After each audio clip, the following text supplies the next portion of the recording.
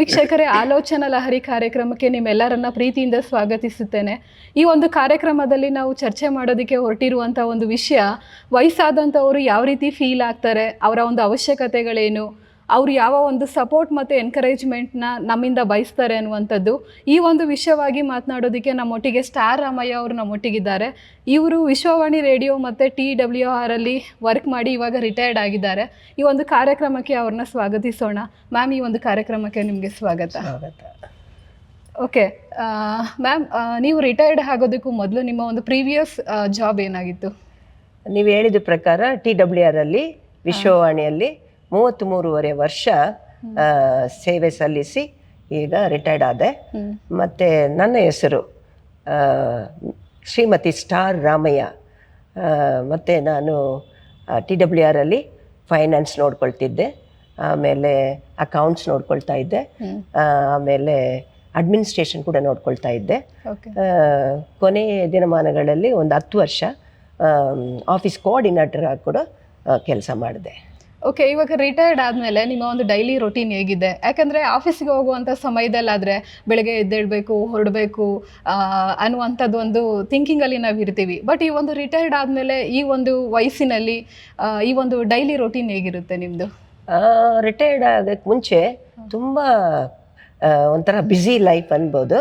ಯಾಕಂದರೆ ಮಕ್ಕಳು ನೋಡ್ಕೋಬೇಕು, ಅವ್ರನ್ನ ಸ್ಕೂಲ್ ಕಳಿಸ್ಕೊಡ್ಬೇಕು, ಆಮೇಲೆ ಯಜಮಾನ್ರು ನೋಡ್ಕೋಬೇಕು, ಅವ್ರಿಗೆ ಬೇಕಾಗಿದ್ದೆಲ್ಲ ರೆಡಿ ಮಾಡಿ ಇಟ್ಬಿಟ್ಟು ನಾನು ಬಸ್ ಹಿಡಿದು 8 ಗಂಟೆಗೆ ಬಸ್ ಹಿಡಿದ್ರೆ 3 ಬಸ್ಗಳಲ್ಲಿ ಚೇಂಜ್ ಮಾಡಿಕೊಂಡು 9 o'clock ಆಫೀಸ್ಗೆ ಹೋಗಬೇಕು. ಸೊ ಹೀಗಾಗಿ ಆವಾಗ ತುಂಬ ಬಿಸಿ ಲೈಫ್. ಇವಾಗ ರಿಟೈರ್ಡ್ ಆದಮೇಲೆ ತುಂಬ ಕೂಲ್ ಆ್ಯಂಡ್ ಕಾಮ್ ಆಗಿದ್ದೀನಿ. ಬ್ಯುಸಿಯಾಗಿರೋದು ಯಾವುದೂ ಒಂದಿಲ್ಲ. ನಿಜ ಹೇಳ್ಬೇಕಾದ್ರೆ ನಿಧಾನವಾಗಿ ಎದ್ದೊಳ್ಬೋದು, ಆಮೇಲೆ ಎಲ್ಲ ಕಾರ್ಯಕ್ರಮಗಳನ್ನ ನಿಧಾನವಾಗಿ ಮಾಡ್ಬೋದು. ಸೊ ಈ ರೀತಿಯಲ್ಲಿ ನಾನು ನನ್ನ ಒಂದು ರಿಟೈರ್ಮೆಂಟ್ ಲೈಫ್ನ ಎಂಜಾಯ್ ಮಾಡ್ತಾ ಇದ್ದೀನಿ. ಓಕೆ, ಈ ಒಂದು ವಯಸ್ಸಿನಲ್ಲಿ ಏನಾದರೂ ಯಾವುದಾದ್ರು ಸ್ಕಿಲ್ ಇಲ್ಲ ಅಂದರೆ ಬೇರೆ ಏನಾದರೂ ಹೊಸ ವಿಷಯಗಳನ್ನ ಕಲ್ತಿದ್ದೀರಾ? ಹೊಸ ವಿಷಯ ಅಂದರೆ ಯಜಮಾನರು more or less like A social worker ಅಥವಾ ಪಾಸ್ಟರ್ ಆಗಿರೋದು ಕಾರಣ ಅವರೊಂದಿಗೆ ನಾನು ಎಲ್ಲ ಕಡೆನೂ ಅಡ್ಡಾಡ್ತಾ ಇರ್ತೀನಿ, ಅವರಿಗೆ ಒಂದು ಬೆಂಬಲವಾಗಿದ್ದೀನಿ. ಆಮೇಲೆ ಅವರೊಂದಿಗೆ ಇರೋದು ಒಂಥರ ಖುಷಿ ಅನಿಸುತ್ತದೆ. ಆಮೇಲೆ ನಾನು ಲೇಡೀಸ್ಗಳನ್ನ ನಾನು ಭೇಟಿಯಾಗ್ಬೋದು, ಮತ್ತು ವೃದ್ಧಾಪ್ಯ ಇರೋರನ್ನ ನಾನು ನೋಡ್ಕೋಬೋದು, ಆಮೇಲೆ ಯಂಗ್ ಪೀಪಲ್ ಹತ್ರ ಕೂಡ ಕೌನ್ಸಿಲ್ ಮಾಡ್ಬೋದು. ಆ ರೀತಿಯಲ್ಲಿ ನಾನು ನನ್ನ ಒಂದು ಸೇವೆಯನ್ನು ಮುಂದುವರಿತಾ ಇದ್ದೀನಿ. ಮತ್ತು ಆಂಟಿ, ಈ ಒಂದು ವಯಸ್ಸಾದಂಥ ಈ ಒಂದು ಸಮಯದಲ್ಲಿ ನೀವು ಕಾಮನ್ ಆಗಿ ಫೇಸ್ ಮಾಡುವಂಥ ಕೆಲವೊಂದು ಚಾಲೆಂಜಸ್ಗಳು ಯಾವುದು? ಕಾಮನ್ ಆಗಿ ಫೇಸ್ ಮಾಡುವ ಚಾಲೆಂಜ್ಗಳೇನಪ್ಪ ಅಂದರೆ, ವೃದ್ಧಾಪ್ಯದಲ್ಲಿ ಇರೋರು ಏನು ಮಾಡ್ತಾರೆ, ತುಂಬ ಸೋತೋಗಿರ್ತಾರೆ. ಆಮೇಲೆ ಮತ್ತು ಅವರಿಗೆ ಬೇಜಾರಾಗ್ತಾ ಇದೆ, ಯಾರು ನಮ್ಮ ಹತ್ರ ಬಂದು ಮಾತಾಡೋಲ್ವಲ್ಲ, ಯಾರು ನನ್ನ ಮಾತನ್ನು ಕೇಳೋದಿಲ್ವಲ್ಲ, ನನಗಿಷ್ಟವಾದ ಒಂದು ಅಡುಗೆಯನ್ನು ಯಾರು ಮಾಡಲ್ವಲ್ಲ, ಮನೆಯವರೆಲ್ಲ ಅವ್ರವ್ರ ಕೆಲಸ ಕಾರ್ಯಗಳಕ್ಕೋಸ್ಕರ ಓಡೋಡ್ತಾರೆ, ನನಗೆ ನನ್ನ ಹತ್ರ ಮಾತನಾಡೋರು ಕೂಡ ಇಲ್ವಲ್ಲ, ಮಕ್ಕಳು ನೋಡಿದ್ರೆ ಮಾತಾಡೋಕ್ಕಾಗಲ್ಲ, ಮೊಮ್ಮಕ್ಕಳು ನೋಡಿದ್ರೆ ಮಾತಾಡೋಕ್ಕಾಗೋದಿಲ್ಲ, ಎಂಥದ್ದು ಜಿಗುಪ್ಸೆ ಆಗಿದೆ ಎಂಬುದಾಗಿ ಆ ಒಂದು ಸ್ಟೇಟಸ್ಗೆ ಬಂದ್ಬಿಟ್ಟಿದ್ದಾರೆ. ಸೊ ಅಂಥವ್ರಿಗೆ ನಾನೇನು ಮಾಡ್ತೀನಿ, ಚೆನ್ನಾಗಿರುವಾಗ ನೀವೇನೇನು ಅಡುಗೆ ಮಾಡ್ಕೊಂಡು ತಿಂದ್ರೋ ಮೆತ್ತಗೆ ಅದನ್ನೇ ನೀವು ಮಾಡ್ಕೊಂಡು ತಿನ್ನಿರಿ, ಅಥವಾ ಮಕ್ಕಳಿಗೆ ಹೇಳ್ರಿ, ಅವರು ಮಾಡಿಕೊಡ್ತಾರೆ. TV ಹಾಕಿ ಕೇಳ್ರಿ, TV ಕಾರ್ಯಕ್ರಮಗಳು ನೋಡ್ರಿ, ಆಮೇಲೆ ರೇಡಿಯೋನ ಕೇಳ್ರಿ, ರೇಡಿಯೋ ಕಾರ್ಯಕ್ರಮಗಳನ್ನ ಎಂಜಾಯ್ ಮಾಡಿರಿ, ಆಮೇಲೆ ಮಲಗ್ರಿ, ಚೆನ್ನಾಗಿ ಎದ್ದೇಳ್ರಿ, ಇತರರೊಂದಿಗೆ ಸಂಭಾಷಣೆ ಮಾಡುವಾಗ ಅವರಿಗೆ ಆದರಣೆ ವಾಕ್ಯವನ್ನು ಹೇಳ್ರಿ, ಹಂಗೆಲ್ಲ ಹೇಳಿ ಅವ್ರನ್ನ ಪ್ರೋತ್ಸಾಹ ಮಾಡ್ತೀನಿ ರೀ. ಫಿಸಿಕಲಿ ಚಾಲೆಂಜಸ್ಗಳು ಇರುತ್ತಲ್ಲ ವಯಸ್ಸಾದ್ಮೇಲೆ, ಆ ಥರ ಚಾಲೆಂಜಸ್ಗಳು ಯಾವ್ದಾದ್ರು ಇದೆಯಾ? ಇದ್ರೆ ಕೂಡ ಅದು ದೊಡ್ಡದಾಗಿ ಅವರು ಅನ್ಕೋಬಾರ್ದು, ನಾನು ಕೂಡ ಅನ್ಕೋಬಾರ್ದು ಅಂತ ನನ್ನ ಒಂದು ಜೀವಮಾನದಲ್ಲಿ ನಾನು ಕಲಿತ ಪಾಠ. ಯಾಕಂದರೆ ಇವಾಗ ಒಂದು ಫ್ರೀಯಾಗಿ ನಾವು ಒಬ್ಬರು ನೋಡಿ ನಡೆಯುವಾಗ, ಕೂತ್ಕೊಂಡಿರುವಾಗ, ಯಾರೋ ನಮ್ಮನ್ನು ಭೇಟಿಯಾದಾಗ ಅವರೊಂದಿಗೆ ಮಾತನಾಡುವಾಗ ಒಂದು ಬಿಗ್ ಸ್ಮೈಲ್ ಕೊಡೋದು ಅವ್ರಿಗೆ ತುಂಬ ಇಷ್ಟ ಆಗ್ತದೆ ಅನಿಸುತ್ತೆ. ಯಾಕಂದರೆ ನಾವು ಉಚಿತವಾಗಿ ಪಡೆದೇವೆ ಈ ಒಂದು ಬಿಗ್ ಸ್ಮೈಲ್. ಅದನ್ನು ನಾವು ಕೊಡುವಾಗ ಅವರಿಗೆ ಒಂಥರ ಅವರ ಹೃದಯದಲ್ಲಿ ಕೂಡ ಪರಿವರ್ತನೆ ಆಗ್ತದೆ. ಅವರು ಕೂಡ ಏನು ಮಾಡ್ತಾರೆ, ಖಂಡಿತ ನಾವು ಕೂಡ ಹ್ಯಾಪಿಯಾಗಿರೋದನ್ನ ಕಲಿಬೇಕು ಎಂಬುದಾಗಿ. ಓಕೆ, ಮತ್ತು ವಯಸ್ಸಾದವರಿಗೆ ಅಥವಾ ಹಿರಿಯರಿಗೆ ಆಂಟಿ, ಫ್ಯಾಮಿಲಿಯಿಂದ ಇರ್ಬೋದು ಅಥವಾ ಬೇರೆಯವರಿಂದ ಯಾವ ರೀತಿ ಒಂದು ಎನ್ಕರೇಜ್ಮೆಂಟ್ ಇಲ್ಲ ಒಂದು ಸಪೋರ್ಟನ್ನು ನೀವು ಬಯಸ್ತೀರಿ ಈ ಒಂದು ವಯಸ್ಸಿನಲ್ಲಿ? ಬೇರೆಯವರು ಇಲ್ಲ ನನ್ನ ಫ್ಯಾಮಿಲಿ ಈ ರೀತಿ ನನಗೆ ಸಪೋರ್ಟ್ ಮಾಡಿದರೆ ಒಳ್ಳೆಯದು ಅಂತ ನೀವು ಇಷ್ಟಪಡ್ತೀರಿ? ನನ್ನ ಒಂದು ವೈಯಕ್ತಿಕ ಕಾರ್ಯಕ್ರಮಗಳಲ್ಲಿ ನಾನು ಇಂಡಿಪೆಂಡೆಂಟ್ ಆಗಿ ಇದ್ದು ಒಂದು ಥರ ನಾನು ಜೀವನ ಮಾಡಿದ್ದೀನಿ. ಯಾಕಂದರೆ most of the time husband ಅವರ ಒಂದು ಸೇವೆ ನಿಮಿತ್ತವಾಗಿ ಅವರು ಹೊರಗಡೆ ಹೋಗ್ತಾರೆ.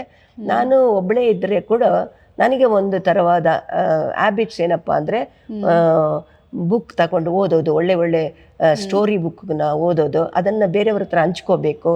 ಆಮೇಲೆ ಯಾವಾಗಲೂ ಮಲ್ಕೊಂಡೇ ಇರಬಾರ್ದು ಅಂತ ಒಂದು ಇಷ್ಟ ನನಗೆ. ಯಾವಾಗಲೂ ಏನೋ ಒಂದು ಆ್ಯಕ್ಟಿವಿಟೀಸ್ ಮಾಡ್ತಾನೆ ಇರಬೇಕು. ಅಡುಗೆ ಮನೆಯಲ್ಲಿ ಪಾತ್ರ ತೊಳೆಯೋದ, ಮನೆ ಗೂಡಿಸೋದ, ಅದೆಲ್ಲ ಆಗಲ್ಲ ಅನ್ನಬಾರ್ದು. ಅದೆಲ್ಲ ನಮ್ಮ ಹತ್ರ ಇರೋ ವಿಲ್ ಪವರ್. ಸೊ ಅದೆಲ್ಲ ನಾನೇ ಮಾಡಬೇಕು ಎಂಬುದಾಗಿ ಕೆಲಸಗಾರನ ನಾನು ಇಟ್ಕೊಂಡಿರಲ್ಲ. ಯಾಕಂದರೆ ನಾನು ಮಾಡಬೇಕು. ಆವಾಗ ನನಗೆ ನನ್ನ ಮಸಲ್ಸ್ ಎಲುಬುಗಳೆಲ್ಲ ಉಜ್ಜೀವನಗೊಳಿಸ್ತದೆ. ನಾನು ಚೆನ್ನಾಗಿ ಕೆಲಸ ಮಾಡಿ ನಾನು ಸ್ಟ್ರಾಂಗ್ ಆಗಿರ್ಬೋದು ಅಂತ ನನ್ನ ಒಂದು ಇದು. ಓಕೆ,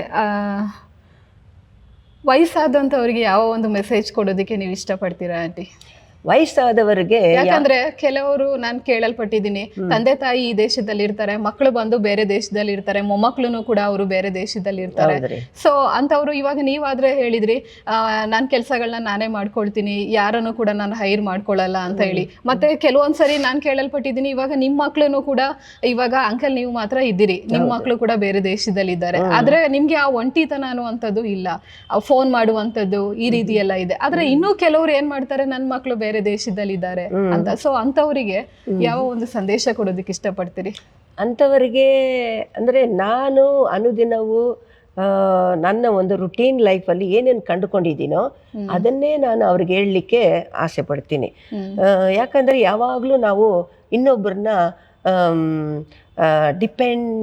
ಡಿಪೆಂಡ್ ಆಗಿ ಇರಬಾರ್ದು ಎಂಬುದಾಗಿ. ಯಾಕಂದರೆ ಅವರವರು ಇವಾಗ ಮಕ್ಕಳು ಫಾರ್ ಎಕ್ಸಾಂಪಲ್ ಮಕ್ಕಳು ಅವರ ಒಂದು ಕೆಲಸ ಕಾರ್ಯಗಳಲ್ಲಿ ಓಡಾಡ್ತಾ ಇದ್ದಾರೆ, ಅವ್ರ ಕೆಲಸ ಮಾಡ್ತಾ ಇರ್ತಾರೆ. ಈಗ ನನ್ನ ಒಂದು ಚಿಕ್ಕ ಪ್ರಾಯದಲ್ಲಿ ನಮ್ಮ ತಂದೆ ತಾಯಿಗಳು ಕೂಡ ಅವರ ಕೆಲಸ ಕಾರ್ಯಗಳಲ್ಲಿ ಇದ್ದರು. ಹಾಗಾಗಿ ಅವರು ಯಾವ ರೀತಿಯಲ್ಲಿ ನಮಗೆ ಪ್ರೋತ್ಸಾಹ ನೀಡಿದರೋ ಅದೇ ಥರ ನಾನು ಕೂಡ ನನ್ನ ಮಕ್ಕಳು ನನ್ನ ಹೊರಗಡೆ ಹಾಗೆಯೇ ನಾನು ಪ್ರೋತ್ಸಾಹ ನೀಡಲಿಕ್ಕೆ ನನಗೆ ಇಷ್ಟ ಆಯ್ತದೆ. ಅದನ್ನೇ ನಾನು ಅವರಿಗೆಲ್ಲ ಹೇಳ್ತೀನಿ. ನೀವು ಒಬ್ಬರೇ ಇದ್ದೀರಾ ಅಂತ ಬಾಧೆ ಪಡೋದ್ರಿ, ನೀವು ಹೆಂಗೆ ಇದ್ದೀರಾ ಹಂಗಿದ್ದೀರಾ ಅಂತ ಯೋಚನೆ ಮಾಡಬೇಡ್ರಿ. ಯಾವಾಗಲೂ ನೀವು ಖುಷಿಯಾಗಿರಬೇಕು. ಖುಷಿಯಾಗಿರೋದೇ ನಿಮಗೆ ಒಂಥರ ಒಂದು ಶಕ್ತಿ. ಅದನ್ನು ಬಿಟ್ಟು ಕೊರಗುತ್ತಾ ಇದ್ದರೆ ಶಕ್ತಿ ಇರೋದು ಕೂಡ ಇಲ್ಲದೆ ಆಗ್ಬಿಡ್ತದೆ ಎಂಬುದಾಗಿ ನನ್ನ ಅಭಿಪ್ರಾಯ. ಯಾಕಂದರೆ ನನ್ನ ಜೀವನದಲ್ಲಿ ನಾನು ಕಂಡಿದ್ದೆ ಈ ಥರ ಕೂಡ ಹೇಳ್ಬೇಕಂತ ಇಷ್ಟ. ಈಗ ನಾನು ಒಂದು ಕಡೆ ಒಂದು ವಿಲೇಜಲ್ಲಿ ಇದ್ದೀನಿ. ಆ ವಿಲೇಜಲ್ಲಿ ನೂರಾರು ಜನ ನಮ್ಮ ಮನೆ ಮುಂದೆ ಹೋಗ್ತಾ ಬರ್ತಾ ಇರ್ತಾರೆ. ಆವಾಗ ಬಂದು ಹಿಂಗೆ ನೋಡಿಕೊಂಡು ಹಂಗೆ ಒಂಥರ ಪ್ರೇಯರ್ ಮಾಡ್ದಂಗೆ ಹೋಗ್ತಾರೆ. ಅಂಥವ್ರ ಹತ್ರ ನಾನೇ ಗೇಟ್ ಹತ್ರ ಬಂದ್ಬಿಟ್ಟು ಬನ್ರಿ ಇಲ್ಲಿ ಅಂತ ಕರಿತೀನಿ. ಚಿಕ್ಕವರಾಗಲಿ ದೊಡ್ಡವರಾಗಲಿ ವಯಸ್ಸಾದವರಾಗಲಿ ಯವನಸ್ಥರಾಗಲಿ ಅವ್ರಿಗೆ ಏನೋ ಒಂದು ಮಾತು ಮುಂಜಾನೆ ಹೇಳಬೇಕು ಅಂತ ನನ್ನ ಒಂದು ಆಸೆ ಆಗ್ತಾ ಇರ್ತದೆ. ಅದರ ಆ ಒಂದು ಕಾರಣದಿಂದ ಅವ್ರಿಗೆ ನಾನೇನು ಮಾಡ್ತೀನಿ, ಅವ್ರನ್ನ ಕರಿತೀನಿ, ಅವರೊಂದಿಗೆ ಸಂಭಾಷಣೆ ಮಾಡ್ತೀನಿ. ಇವತ್ತಿನ ದಿನ ಹೇಗೆ, ಎಲ್ಲಿಗೆ ಹೋಗ್ತಿದ್ದೀರಿ, ಏನು ಮಾಡ್ಬೇಕನ್ನಿಸ್ತೀರಿ, ಅಥವಾ ಕೆಲಸ ಕಾರ್ಯಕ್ಕೆ ಹೋಗ್ತಾ ಇದ್ದೀರಾ ಅಂದಾಗ ಅವರು ಏನು ಮಾಡ್ತಾರೆ, ತುಂಬ ದುಃಖ ಇದ್ದರೆ ಅತ್ತೇ ಬಿಡ್ತಾರೆ. ಆಡುವಾಗ ನಾನು ಕೇಳ್ತೀನಿ, ಏನೇ ಕಳ್ತೀರಾ, ಏನಾಯಿತು? ಆವಾಗ ಅವ್ರು ಹೇಳ್ತಾರೆ, ನಮ್ಮ ಮನೆಯಲ್ಲಿ 2 ಮಕ್ಕಳಿದ್ದಾರಮ್ಮ, ಅವರು ಕೆಲಸ ಮಾಡ್ತಾರೆ, ಅದಕ್ಕೆ ನನ್ನ ಮಾತು ಕೇಳೋಂಗಿಲ್ಲ, ಅವರು ನನ್ನ ಹತ್ರ ಮಾತನಾಡೋದೂ ಇಲ್ಲ, ಅದು ತುಂಬ ಬೇಜಾರಾಗ್ತದೆ ನನಗೆ ಅಂತ ಅವ್ರು ಹೇಳೋರು. ಅವಾಗ ನಾನು ಹೇಳುವೆ, ನಿಮ್ಮ ಕಾಲದಲ್ಲಿ ನೀವು ಹೇಗಿದ್ರಿ, ನೀವು ಕೂಡ ಓಡ್ತಾನೇ ಇದ್ರಿ, ಅವಾಗ ನಿಮ್ಮ ಮಕ್ಕಳಿಗೆ ಕೂಡ ಇದೇ ತಾನೇ ಇರಬೇಕು. ಅವರು ಕೂಗೋದು ನಿಮಗೆ ಕೇಳೋದಿಲ್ಲ, ಯಾರ ಹತ್ರನೂ ಕೊಟ್ಬಿಟ್ಟು ಹೋಗಬೇಕು. ಅಥವಾ ಅವರು ಬೆಳೆದು ನಿಂತಾಗ ಅವ್ರಿಗೇನು ಮಾತೇ ಆಡೋಂಗಿಲ್ಲ. ಯಾಕಂದರೆ ನೀವು ಕೆಲಸ ಮಾಡ್ಕೊಂಡು ಬಂದು ನಿಮ್ಮ ಕೆಲಸನೇ ನೀವು ಮಾಡ್ತಿದ್ರಿ, ಊಟ ಬಡಿಸೋವರೆಗೂ ನಿಮ್ಮ ಕೆಲಸ ಮಾಡ್ತಾಯಿದ್ರಿ, ಯಾವಾಗ ನೀವು ಕೂತವ್ರ ಹತ್ರ ಮಾತಾಡ್ತೀರಿ ಅಂತ ಹೇಳುವಾಗ ಅವ್ರಿಗೆ ಅರ್ಥ ಆಗ್ತದೆ. ಓ ಹೌದಲ್ಲ, ನನ್ನ ಜೀವನದಲ್ಲಿ ನಾನು ಹಾಗೇ ಇದ್ದೆ, ಇವಾಗ ನನಗೆ ಇಂಥ ಒಂದು ಸನ್ನಿವೇಶ ಬಂದಾಗ ನಾನು ಕೂಡ ಅದನ್ನು ಸುಧಾರಿಸ್ಕೋಬೇಕು ಎಂಬುದಾಗಿ. ಯೂತ್ಸಿಗೆ ಇಲ್ಲ ನೆಕ್ಸ್ಟ್ ಜನ್ರೇಷನ್ಗೆ ಯಾವ ಒಂದು ಮೆಸೇಜ್ ಕೊಡೋದಕ್ಕೆ ಇಷ್ಟಪಡ್ತೀರಿ? ಯೂತ್ಗೆ ಯಾವ ಒಂದು ಮೆಸೇಜ್ ಕೊಡೋಣ ಅಂದರೆ, ಯೂತ್ ಯಾವಾಗಲೂ ಅವ್ರದ್ದು ಟೇಸ್ಟ್ ಬೇರೆ, ಅವರ ಒಂದು ಯೋಜನೆ ಬೇರೆ, ಅವರ ಒಂದು ಲಿಸನಿಂಗ್ ಕೆಪಾಸಿಟಿ ಕಮ್ಮಿ, ತುಂಬ ಕಮ್ಮಿ. ಅಂದರೆ ಅವ್ರು ಏನು ಕೇಳೋಂಗೇ ಇಲ್ಲ, ಅವ್ರ ಕಿವಿಯಲ್ಲಿ ಬೀಳೋಂಗಿಲ್ಲ, ಅವರು ಕೇಳೋಕ್ಕೆ ಟೈಮು ಕೊಡೋಂಗಿಲ್ಲ. ಸೊ ಅಂಥ ಯೂತ್ಗೆ ನಾನು ಹೇಳೋದೇನಪ್ಪ ಅಂದರೆ ಸ್ವಲ್ಪ ನಿಧಾನವಾಗಿ ಹೋಗ್ರಿ, ಆಮೇಲೆ ಮನೆಯಲ್ಲಿ ಇರೋವ್ರನ್ನ ಗೌರವಿಸಿರಿ, ಅವರಿಗೆ ಗೌರವ ಕೊಡ್ರಿ, ಅವ್ರಿಗೆ ಪ್ರೀತಿ ತೋರಿಸ್ರಿ, ಅವ್ರಿಗೇನು ಇಷ್ಟನೋ ಅದನ್ನು ಮಾಡಿಕೊಡ್ರಿ. ಯಾಕಂದರೆ ನೀವು ಇವಾಗ ಮಾಡಿಕೊಡಲ್ವಂದ್ರೆ ನಾಳೆ ದಿನ ಅವರು ಇಲ್ಲದ ಸಮಯದಲ್ಲಿ ಇತ್ತೀಚೆಗೆ ಕೆಲವೊಂದ್ಸರಿ ಕೇಳಿಸ್ಕೊಳ್ತಾ ಇದ್ದೀನಿ ಆಂಟಿ, ಇವಾಗ ಕೆಲವೊಂದು ವಯಸ್ಸಾದಂಥವ್ರು ಅವ್ರ ಮಕ್ಕಳು ಬೇರೆ ದೇಶದಲ್ಲಿ ಇರುವಾಗ ಅವ್ರಿಗೆ ಫೈನಾನ್ಷಿಯಲಿ ಯಾವ್ದು ಕೊರತೆಗಳು ಇರಲ್ಲ, ಆದ್ರೆ ಅವ್ರು ಹೇಳುವಂಥದ್ದು ಒಂದೇ ಒಂದು ಮಾತು, ನಿಮ್ಮ ಥರ ನಮ್ಮನ್ನ ಕೇಳುವಂಥವ್ರು ಇದ್ರೆ ಸಾಕು, ಒಂದು ಮಾತು, ಒಂದು ಫೋನ್ ಮಾಡಿ ನೀನು ಹೇಗಿದ್ದಿ ಅಂತ ಕೇಳಿದ್ರೆ ಸಾಕು ಅನ್ನುವಂಥದ್ದನ್ನ ಬಯಸ್ತಾರೆ. ಹೌದು, ಖಂಡಿತ. ಸೊ ಹಂಗೆ ಇವಾಗ ಯಂಗ್ಸ್ಟರ್ಸ್ ಕೇಳೋ ಸ್ಥಿತಿಯಲ್ಲಿ ಇಲ್ಲ ಅನ್ನೋದಕ್ಕೆ ಒಂದು ಉದಾಹರಣೆ ಹೇಳಲಿಕ್ಕೆ ಇಷ್ಟಪಡ್ತೀನಿ. ಒಬ್ಬ ತಾಯಿ ಸಮೀಪದಲ್ಲಿ ನನ್ನ ಹತ್ರ ಬಂದರು. ಅವರು ಅಳ್ತಾ ಬಂದರು. ಅವರ ಮುಖ ತುಂಬ ಸೋತೋಗಿತ್ತು.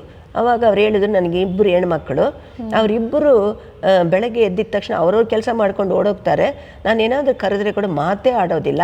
ಮೊಮ್ಮಕ್ಕಳಾದರೆ ತಿರುಗಿ ನೋಡೋಂಗಿಲ್ಲ. ಅವರು ಹಿಂಗಿದ್ದಾರೆ, ಅವ್ರ ಮಕ್ಕಳನ್ನ ಹೀಗೆ ಬೆಳೆಸಿದ್ದಾರೆ. ಅದು ತುಂಬ ನೋವಾಯ್ತದೆ. ಈ ಲೋಕದಲ್ಲಿ ಇರೋದಕ್ಕಂತ ನಾನು ಸಾಯೋದು ಮೇಲು ಎಂಬುದಾಗಿ ನಿರ್ಧಾರ ಮಾಡಿದ್ದೀನಿ ಅಂತ ಹೇಳಿದರು. ಆವಾಗ ನಾನೆಂದರೆ, ಸಾಯೋದು ಒಂದೇನಾ ನಿಮಗೆ ಗೊತ್ತಿರೋದು? ಸತ್ತ ಮೇಲೆ ಎಲ್ಲ ತೀರಿ ಹೋಯ್ತದಾ? ಇಲ್ಲವೇ ಇಲ್ಲ. ಸಾಯೋದನ್ನು ನಾವು ಇಷ್ಟಪಡಬಾರ್ದು. ದೇವರ ಮಾತು ಒಂದು ಹೇಳ್ತಾ ಇದೆ, ನಿಮಗೆ ದೇವರನ್ನ ಅಗೆ ಮಾಡೋರು ಮಾತ್ರ ಅವರು ಸಾಯೋದನ್ನು ಪ್ರೀತಿಸ್ತಾರೆ ಎಂಬುದಾಗಿ. ದೇವರನ್ನ ಅಗೆ ಮಾಡೋರು ಸಾಯೋದನ್ನು ಎದುರುಗೊಳ್ತಾರೆ ಅಥವಾ ಪ್ರೀತಿ ಮಾಡ್ತಾರೆ ಅಂತ ನಾನು ಹೇಳಿದೆ. ಹೌದಾ, ನಾನು ದೇವ್ರನ್ನ ಹಾಗೆ ಮಾಡೋದಿಲ್ವಲ್ಲ, ನನಗೆ ದೇವ್ರಂದ್ರೆ ಇಷ್ಟ ಅಲ್ವಾ, ನಾನು ಪ್ರಾರ್ಥನೆ ಮಾಡ್ತೀನಲ್ಲ ಅಂತ ಅಮ್ಮ ಹೇಳ್ತಾ ಇದ್ರು. ಆವಾಗ ನಾನು ಹೇಳಿದೆ, ಇದೇ ಪ್ರಕಾರ ನೀವು ಜೀವನ ಮಾಡಬೇಕು. ಸಾಯೋದನ್ನು ನೀವು ನಾನು ಸತ್ತೋಗ್ಬೇಕು, ನಾನು ಸಾಯಬೇಕು ಅಂತ ಮನಸ್ಸಲ್ಲೇ ನಿಮಗೆ ಅನ್ಕೋಬಾರ್ದು ಅಂತ ಹೇಳಿದಾಗ ಅವ್ರಿಗೆ ಖುಷಿ ಆಯಿತು. ಬರುವಾಗ ಯಾವ ರೀತಿಯಲ್ಲಿ ಬಂದರು, ಹೋಗುವಾಗ ತುಂಬ ಖುಷಿಯಾಗಿ ಹೋದರು. 70 ವರ್ಷದವರು. ಸೊ ಇದನ್ನು ಯಾಕೆ ಹೇಳ್ತಿದ್ದೀನಿ ಅಂದರೆ, ಅಂಥವರಿಗೆ ಅವ್ರಿಗೆ ಬೇಕಾಗಿದ್ದ ಒಂದು ಸಂದೇಶವನ್ನು ಕೊಡುವಾಗ ಅವರು ಖುಷಿ ಆಗ್ತಾರೆ. ಅದೇ ರೀತಿಯಲ್ಲಿ ಯಂಗ್ಸ್ಟರ್ಸ್ಗೆ ತಾಯಿ ತಂದೆಗಳನ್ನ ಗೌರವಿಸಬೇಕು, ಪ್ರೀತಿ ಮಾಡಬೇಕು, ಅವ್ರಿಗಿಷ್ಟವಾದ ಕಾರ್ಯಗಳನ್ನ ನೀವು ಎವ್ರಿ ಡೇ ಮಾಡಬೇಕು. ಒಂದು ವೇಳೆ ಊಟ ವಿಷಯದಲ್ಲ, ಟಿ ವಿ ವಿಷಯದಲ್ಲ, ಟಿ ವಿ ಅವ್ರು ಎದ್ದು ಹೋಗಿ ಟಿ ವಿ ಹಾಕೋಕ್ಕೆ ಆಗೋದಿಲ್ಲ. ಅಂಥ ಸಮಯದಲ್ಲಿ ನೀವೇನು ಮಾಡಬೇಕು, ನೀವು ಯಾವ ಒಂದು ಪ್ರೋಗ್ರಾಮ್ ಇಷ್ಟಪಡ್ತೀರಾ ಅಂತ ಕೇಳುವಾಗ ಅವ್ರಿಗೆ ಖುಷಿ ಆಯ್ತದೆ. ಇಷ್ಟಪಟ್ಟರೆ ಕೂಡ ಬೇರೆ ಮೊಮ್ಮಕ್ಕಳು ಬೇರೆ ನೋಡ್ಬೇಕಂತ ಆಸೆ ಪಟ್ಟರೆ ಕೂಡ ಅವಾಗ ಅವ್ರು ಗದರಿಸ್ತಾರೆ. ಅಮ್ಮಗೆ, ಅಜ್ಜಿಗೆ ಇದನ್ನು ಕೇಳಲಿಕ್ಕೆ ಇಷ್ಟ ಇದೆ, ಇದನ್ನು ತೋರಿಸ್ತೀನಿ, ನೀವು ನೋಡ್ರಿ ಅಂತ ಪ್ರೋತ್ಸಾಹ ಮಾಡ್ತಾರೆ. ಸೊ ಈ ರೀತಿಯಲ್ಲಿ ಮಕ್ಕಳಿಗೆ, ಯಂಗ್ಸ್ಟರ್ಸ್ಗಾಗಲಿ, ಎಲ್ಡರ್ಲಿ ಪೀಪಲ್ಗಾಗಲಿ ಇಬ್ಬರಿಗೂ ಸರಿಯಾದ ಒಂದು ಮೆಸೇಜನ್ನು ನಾವು ತಲುಪುವಾಗ ಅವ್ರು ಅರ್ಥ ಮಾಡಿಕೊಳ್ತಾರೆ. ಓಕೆ, ಈ ಒಂದು ಕಾರ್ಯಕ್ರಮಕ್ಕೆ ಆಗಮಿಸಿ ಆಂಟಿ, ವಯಸ್ಸಾದಂಥವ್ರು ಯಾವ ರೀತಿ ಫೀಲ್ ಮಾಡ್ಕೊಳ್ತಾರೆ, ಅವ್ರ ಅವಶ್ಯಕತೆಗಳೇನು ಅಂತ ನೀವು ತಿಳಿಸ್ಕೊಟ್ಟಿದ್ದೀರಿ. ಅದಕ್ಕೆ ಸ್ವಾಗತ, ಅದಕ್ಕೆ ವಂದನೆಗಳು. ನಾನು ನಿಮಗೆ ವಂದನೆ ಹೇಳ್ತಾ ಇದ್ದೀನಿ. ವೀಕ್ಷಕರೇ, ಈ ಒಂದು ಕಾರ್ಯಕ್ರಮವನ್ನು ನೀವು ಕೇಳಿಸ್ಕೊಳ್ತಾ ಇದ್ದೀರಿ. ಕೆಲವೊಂದು ಸರಿ ನೀವು ಅಂದ್ಕೊಳ್ತೀರಿ, ವಯಸ್ಸಾದಂಥವರು ನಮ್ಮನ್ನು ಯಾರು ಅರ್ಥ ಮಾಡ್ಕೊಳ್ತಾರೆ, ನಮ್ಮ ಮಕ್ಕಳು ಎಲ್ಲೋ ಇರ್ತಾರೆ ಅಂತ ಹೇಳಿ. ಕೆಲವೊಂದು ಸರಿ ನೀವೇನು ಮಾಡ್ಬೋದು ಅಂತ ಹೇಳಿದ್ರೆ, ಇವಾಗಿರುವಂಥ ಒಂದು ಟೆಕ್ನಾಲಜಿಯಲ್ಲಿ ನೋಡೋದಾದರೆ ಫೋನ್ಗಳು ನಮ್ಮ ಹತ್ರ ಇರುತ್ತೆ, ಫ್ರೆಂಡ್ಸ್ಗಳು ನಮ್ಮೊಟ್ಟಿಗೆ ಇರ್ತಾರೆ, ಫೋನ್ ಮಾಡಿ ನಾವು ಅವರೊಟ್ಟಿಗೆ ಮಾತನಾಡ್ತಾ ಸಮಯವನ್ನು ಕಳಿಬೋದು. ಮತ್ತು ಈ ಒಂದು ವಯಸ್ಸಾದಂಥ ಕಾಲ ಅಂತ ಹೇಳಿದರೆ ಯಾವುದಾದ್ರೂ ಒಂದು ಸ್ಕಿಲ್ಲನ್ನು ಕಲಿಬೋದು. ಸ್ಕಿಲ್ಲನ್ನು ಕಲಿಯೋದಕ್ಕೆ ಇದೇ ಒಂದು ವಯಸ್ಸು ಅನ್ನುವಂಥದ್ದೇನಿಲ್ಲ. ಹಾಗಾಗಿ ಈ ಒಂದು ವಯಸ್ಸಿನಲ್ಲೂ ಕೂಡ ನಿಮ್ಮನ್ನು ನೀವು ಆ್ಯಕ್ಟಿವ್ ಆಗಿ ಇಟ್ಕೊಳ್ಳೋದಕ್ಕೆ ನೀವು ಪ್ರಯತ್ನ ಪಡ್ಬೋದು. ಮತ್ತು ಈ ಒಂದು ಕಾರ್ಯಕ್ರಮ ಕುರಿತು ನಿಮ್ಮ ಒಂದು ಅನಿಸಿಕೆ, ಅಭಿಪ್ರಾಯಗಳನ್ನ ಸ್ಕ್ರೀನ್ ಮೇಲೆ ಕಾಣುವಂಥ ನಂಬರ್ಗೆ ಕರೆ ಮಾಡಿ ತಿಳಿಸ್ಬೋದು. ಧನ್ಯವಾದಗಳು.